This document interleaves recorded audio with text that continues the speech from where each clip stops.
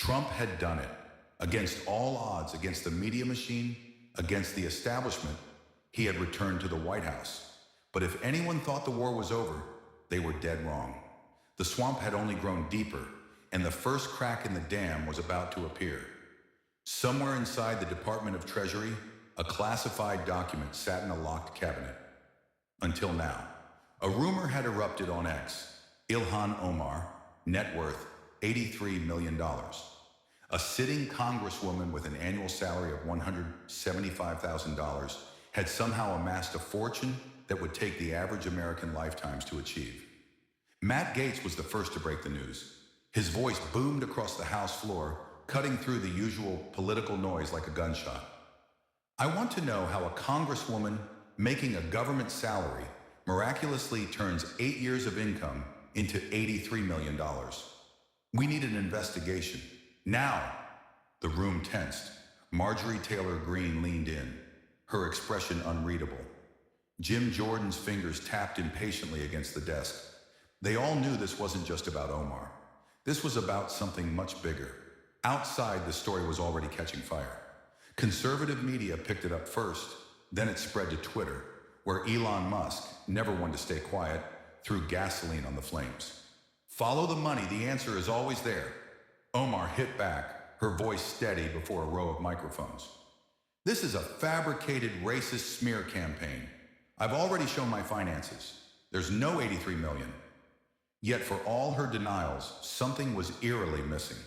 The mainstream media downplayed it, offering weak rebuttals or sidestepping the buzz entirely.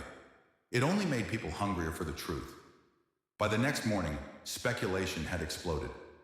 Real estate investments? Insider trading? Foreign connections?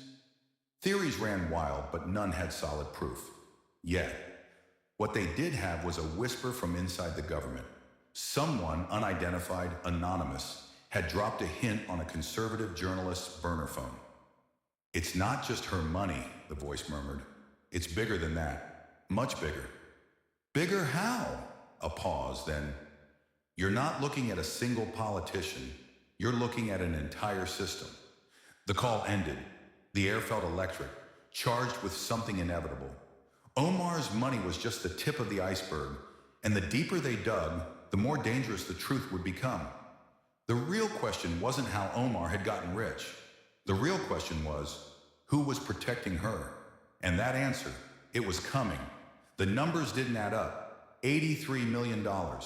That much was certain.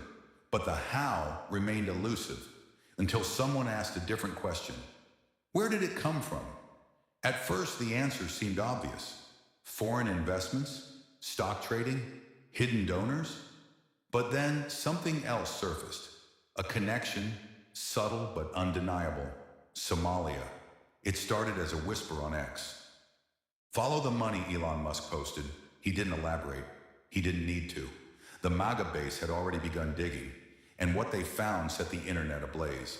For years, Ilhan Omar had aggressively lobbied for increased U.S. foreign aid to Somalia. It was no secret. She had spoken about it in speeches, in interviews. But now, with her net worth under scrutiny, that support took on a different meaning. Could aid money, American tax dollars, be cycling through NGOs, only to find its way back into the hands of the very people pushing for it? The theory was explosive, and it spread like wildfire. But there was no proof. Not yet. Omar responded swiftly, her press conference held just hours after Musk's post. This is nothing more than a far-right conspiracy theory, she declared. There is no missing money, no secret fortune, and absolutely no evidence that I have ever taken a cent of foreign aid. The mainstream media backed her up, quickly dismissing the claims as baseless and xenophobic attacks. Some pundits even flipped the narrative, arguing that the real scandal was how Elon Musk was using his platform to incite harassment against a sitting congresswoman. But outside the media bubble, things weren't so simple. Jim Jordan and Matt Gaetz demanded a hearing. If there's nothing to hide, Gaetz said in a Fox News interview, then why not open the books? Omar didn't respond. Then a small but significant crack appeared in the wall. A leaked report. It wasn't a smoking gun. Nothing definitive, but it was enough to raise questions. An internal memo from the Department of Treasury flagged confidential, mentioned irregularities in foreign aid transfers to Somalia. Money that, once allocated, was nearly impossible to track. Was it corruption, bureaucratic failure, or something worse? No one knew, and that was the problem. Because if this was just an accounting issue, why wasn't the FBI investigating? And if it wasn't, if the money was moving the way people feared, who was really pulling the strings? By the end of the day, one thing was clear. This wasn't just about Ilhan Omar anymore. And if Washington thought this story was going away, they were about to be proven very, very wrong. The silence was deafening. For a week, Washington had been buzzing. $83 million, Somalia, untraceable funds. Elon Musk had stirred the pot. Jim Jordan and Matt Gaetz had pushed for hearings. Conservative media had dissected every possible angle. And yet, the FBI said nothing.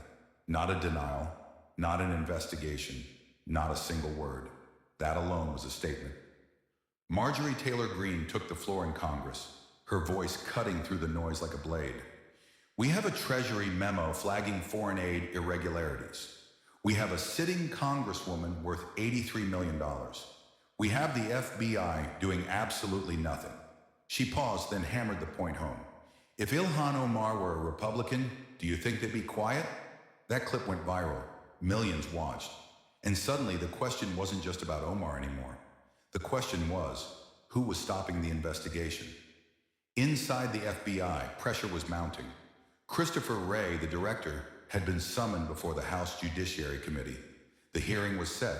It would be public. But before he even took his seat, the first leaks appeared. Independent journalists, not the mainstream media, not legacy outlets, started receiving messages. FBI sources, anonymous but credible, whispered the same thing. There was pressure to leave this alone. Pressure from where? No one said. No one needed to. And then something even stranger happened. Documents began disappearing. Requests for financial records from USAID were met with delays, excuses, technical errors. Files that had been accessible a week ago suddenly required higher clearance. FOIA requests were stonewalled. It was as if the story itself was being erased in real time. And still, Ilhan Omar said nothing. No more press conferences, no more statements, just silence. Then late one night, Trump broke the quiet. His post on Truth Social was short, blunt. They're hiding something, and we're about to find out what. It wasn't a promise, it was a warning. The morning after Trump's post, the tension in Washington was suffocating. The FBI was cornered. Christopher Wray had no choice but to appear before Congress, facing the firestorm that had been building for weeks. Cameras flashed as he took his seat, the weight of silence pressing down on the room. Jim Jordan leaned forward, his voice sharp. Director Wray, has the FBI opened an investigation into Representative Ilhan Omar's finances? A pause. Then Wray gave the exact answer everyone expected. None at all. I cannot comment on ongoing investigations or lack thereof. The evasion was instant. So there is an investigation? Jordan pressed. Wray didn't flinch. I did not say that. The exchange sent shockwaves across the political spectrum. If the FBI wasn't investigating, why not? If they were, why the secrecy? Either way, the message was clear. Someone wanted this buried. Outside the halls of Congress, the battle was escalating. Elon Musk dropped another post. If the FBI won't investigate, the people will. The tweet exploded, sending independent researchers and conservative outlets into overdrive. That same evening, an unexpected development sent everything spiraling. A journalist from an alternative media site received an encrypted file. No sender, no message, just a single document. The title? Directive 172, U.S. Air ID Somalia. The journalist's hands trembled as they scrolled. Buried in bureaucratic jargon was something chilling, a reference to an internal request from an executive office ordering select transactions to be omitted from standard auditing procedures. The date? Just 1 year before Omar had ramped up her push for increased aid to Somalia. The document spread like wildfire. Conservative news broke the story first, but this time, the mainstream media couldn't ignore it. The White House issued a statement calling it a misrepresentation of routine international aid procedures. Omar finally responded, her expression unwavering in front of a dozen microphones. This is just another baseless attack from the far right. There is no scandal, no missing funds, and no corruption. But as she spoke, her team abruptly ended the press conference, cutting off questions. That only fueled suspicion. Who authorized Directive 172? Who stood to gain from its secrecy? And most importantly, if this was all just routine, why did it feel like something much, much bigger was at stake? For the first time, this wasn't just a political scandal. This was a question of power, control. Who really ran Washington? And as the dust settled, one thing became alarmingly clear. This wasn't just about Ilhan Omar anymore. This was about something deeper, something hidden beneath the surface. And that surface was beginning to crack. The moment the Directive 172 document hit the public, it was no longer just a story about Ilhan Omar. It was a question of who was shielding her and why. Conservative media tore into the revelation, dissecting every word of the leaked file. An executive order to bypass financial oversight on foreign aid? That wasn't just a loophole, it was a mechanism, a system. And if there was a system, Omar wasn't operating alone. But Washington had seen scandals before, and those in power knew how to control a wildfire. The response was swift. The New York Times, CNN, MSNBC, they reframed the entire conversation overnight. The narrative shifted from corruption to persecution. A manufactured crisis, targeted political harassment, racism masquerading as fiscal oversight. The headlines rolled out in unison, and with them, the first cracks of doubt within the MAGA ranks. What if this was just a distraction? What if they were chasing a ghost while the real corruption stayed buried? Yet behind closed doors, something was shifting. Not all Democrats were comfortable with the party line. A private memo from within a congressional committee leaked to an independent journalist, stating that concerns over foreign aid oversight have been raised internally. A sanitized way of saying some lawmakers had doubts. Jim Jordan seized the moment. If even their side thinks something is off, we have a duty to investigate. He called for a formal hearing. The White House stonewalled. This administration does not respond to politically motivated fishing expeditions, the press secretary snapped. But no one had accused the White House yet. And then, the whisper campaign began. Anonymous sources, some real, some manufactured, hinted at something bigger lurking beneath Directive 172. Conservative influencers amplified it. Omar is the tip of the iceberg, one post read, garnering millions of views. The real players, you haven't even heard their names. The theory took hold, and suddenly the scandal was no longer about one congresswoman. It was about the survival of an entire network. And that's when the first counterstrike landed. A breaking news report accused a Republican congressman, one of Trump's most vocal allies, of campaign finance violations. The timing was surgical. Within hours, social media was flooded with #CorruptMAGA. The message was clear. If you push too hard, expect retaliation. But if this was a warning, it had come too late. The investigation was already in motion. And the deeper they dug, the more undeniable it became. Whoever was behind this wasn't just covering for Omar. They were protecting themselves. And if Trump and his allies wanted to expose them, they weren't just going to have to fight for the truth. They were going to have to survive the counterattack. The moment accusations of campaign finance violations hit one of Trump's key allies, it was clear. This wasn't about defending Ilhan Omar anymore. This was about protecting the system at all costs. The swamp was pushing back, and they weren't just playing defense. They were going for blood. But Trump had seen this game before. He had spent years battling a machine that thrived on corruption, and this time, he wasn't going to let them control the narrative. From Mar-a-Lago, he made his move. A direct, unfiltered address to the American people. His voice was steady, but the fire in his words was unmistakable. They're trying to shut us down. They want this to disappear. But let me tell you something. We're not going anywhere. The base roared in response. Within hours, MAGA influencers flooded social media with one demand: transparency. Where was the USAID money going? Who approved Directive 172? Why was there no federal investigation? The questions became impossible to ignore, and the pressure on Washington reached a breaking point. In Congress, Jim Jordan and Matt Gaetz took the fight to the Judiciary Committee. They called for an emergency session demanding that the FBI explain their silence. Christopher Wray was summoned again, but this time, he wasn't given the chance to evade. Did the Bureau receive any directive, formal or informal, to avoid investigating Ilhan Omar's finances? Gaetz asked. Wray shifted in his seat. I cannot discuss. Yes or no? Gaetz cut him off. The room held its breath. A flicker of something, hesitation, frustration, crossed Ray's face. Then finally, not to my knowledge. It was a carefully crafted answer. Technically true, legally safe, but utterly meaningless. Wray had given them nothing. But outside the Capitol, the battle was moving fast.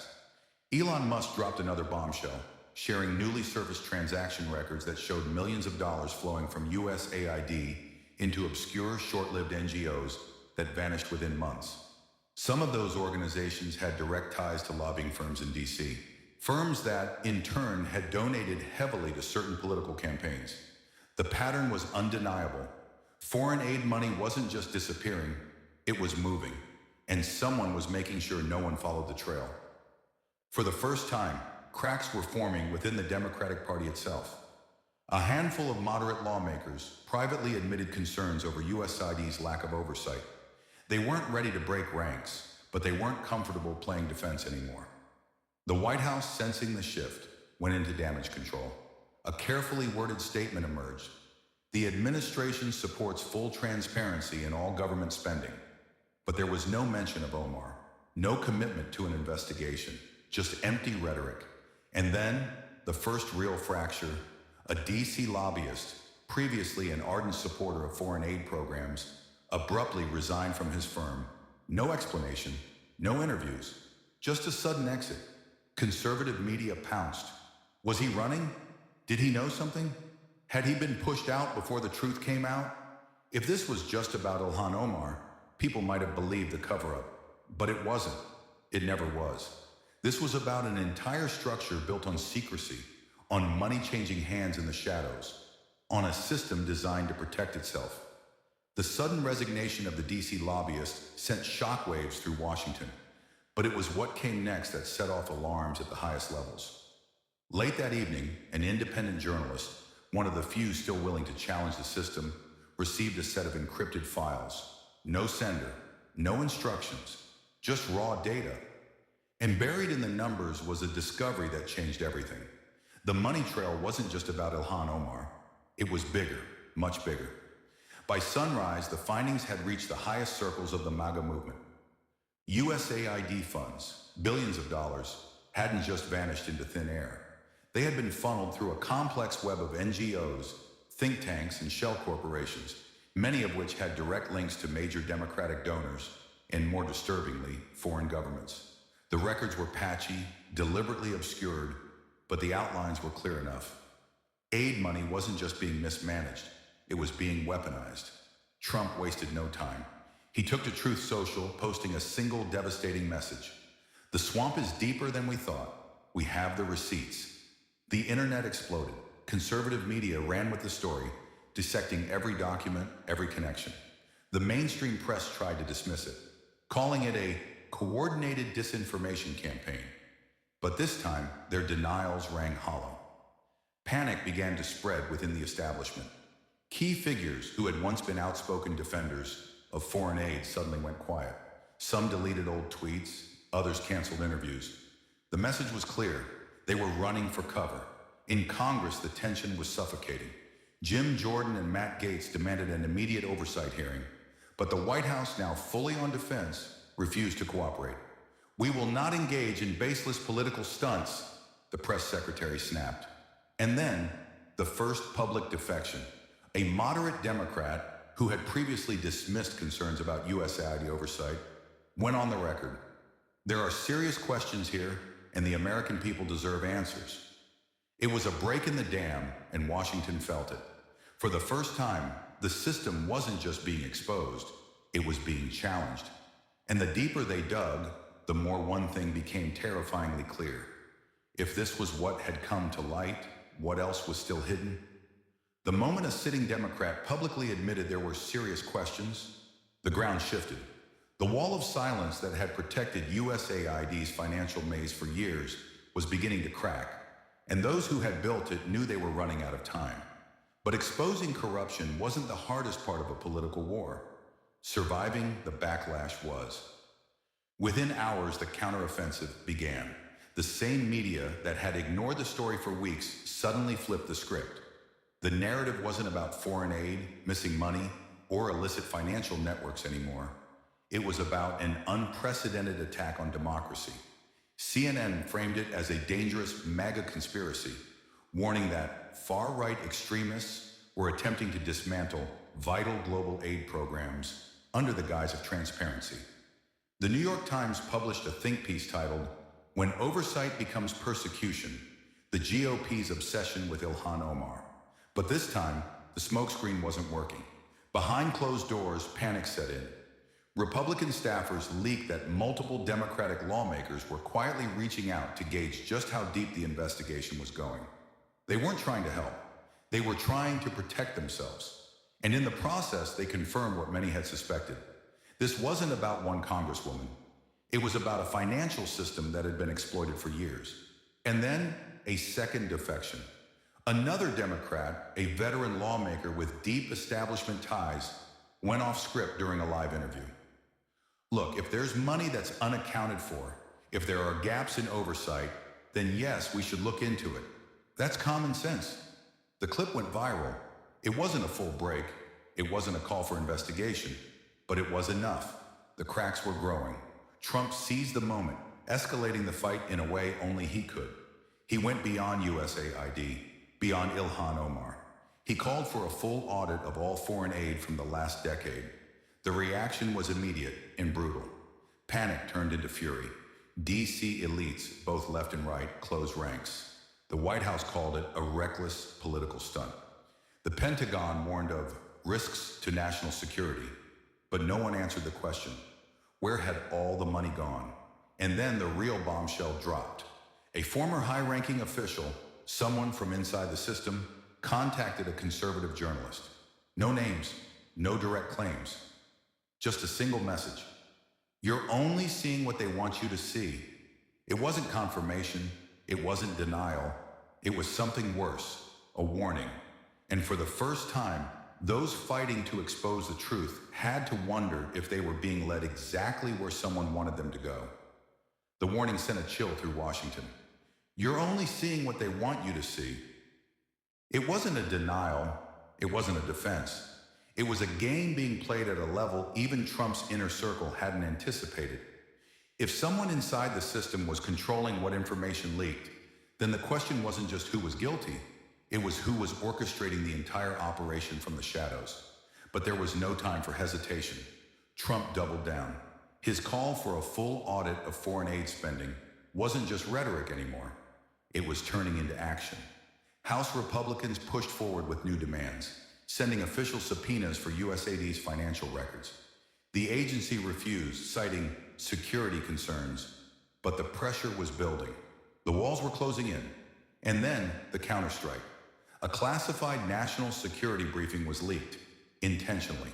The document, delivered straight to major news outlets, warned that ongoing investigations into international aid programs were actively undermining key diplomatic relationships and jeopardizing national security efforts abroad. In other words, exposing the truth was now being framed as a threat to America itself. The message was clear. If you keep pushing, the consequences will be catastrophic.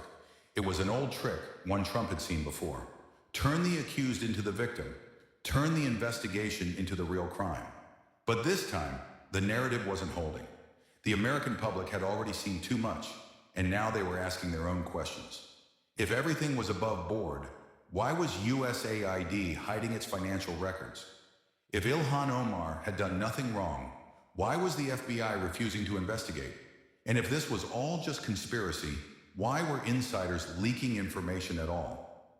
Then came the first unexpected move from the Democratic side. A high-profile Senate aide resigned without explanation. No scandal, no public fallout, just a quiet departure. But in D.C., nothing happens quietly. Speculation erupted. Had they seen the writing on the wall? Were they distancing themselves before the entire operation collapsed? Behind the scenes, Trump's team prepared for the final push. The next round of hearings would be the most explosive yet, and the White House was running out of ways to stall. The swamp was fighting to keep its secrets, but Trump had one last move. A card he hadn't played yet. And when he did, it wouldn't just be the system at risk, it would be everyone still trying to protect it.